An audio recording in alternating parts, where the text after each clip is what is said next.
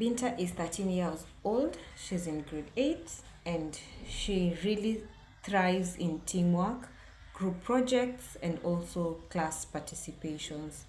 Although she seems to be having low autonomy, especially when it comes to submission of her work, she has to be reminded she performs very well in oral presentations in class, expressing herself, and things that involve, verbal expression. But she needs to be supported in her written work, as she tends to make a lot of mistakes, not following the grammar rules when it comes to the presentation of her grammar work.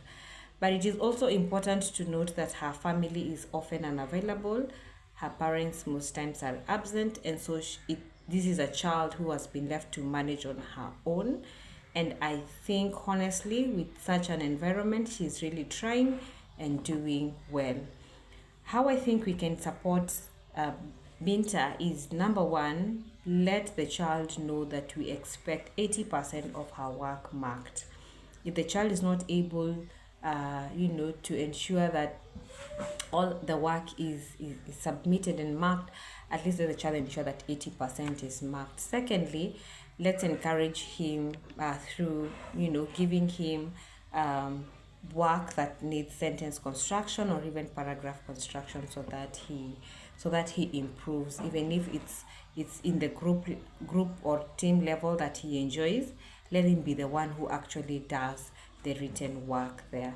Can also be constantly in touch with the parents for them to actually understand the impact of their lifestyle on the children, and so see how they can be of support to her, especially when it comes to academic growth. Samuel is 9 years old and in grade 3. Samuel is a child who really grasps new concepts very, very quickly with a very strong academic level, and that is something I really enjoy about him. However, it is to be noted that Samuel struggles with following instructions, and he most times disrupts the class, and he's been using unkind behavior like mocking his classmates, and also seems to be just bored in class. How I think we can support Samuel is encourage him to participate constructively in class, so that he can actually deal with the boredom without disrupting the others. I think this is a child who also needs to see the school counselor, so that he can be supported on the emotional concerns that we are raising about him, and also informing the parents so that we are at par, and that we are sure that what is happening or we're seeing in school is not the same thing that is happening at home.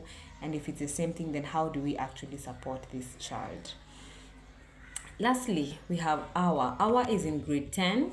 Awa is 16 years, and Awa is in a season of transition. He's coming from a French-speaking country, and looking at his behavior, he's very quiet, he's very polite, and this is a child who takes his learning very seriously.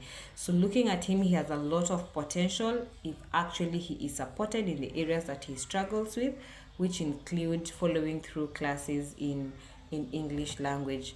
Good news is that he has asked or requested for a meeting to see how we can actually support him in his academic pathway in the transition that he's actually in.